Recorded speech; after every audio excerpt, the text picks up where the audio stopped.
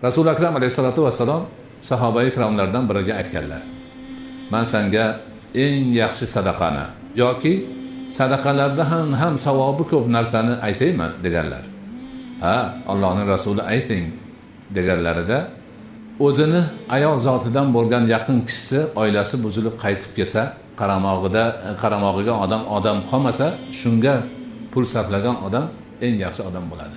Sadaqani eng yaxshisini qilgan bo'ladi yoki sadaqadan ham yaxshiroq savobli ishni qilgan bo'ladi deganlar.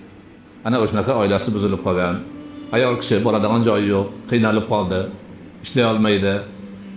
Ana shunga qarasa, shuni boshini silasa, ko'nglini ko'tarsa, taom bersa, kiyim bersa, boshqa qilsa, dunyodagi eng yaxshi sadaqa shu ekan.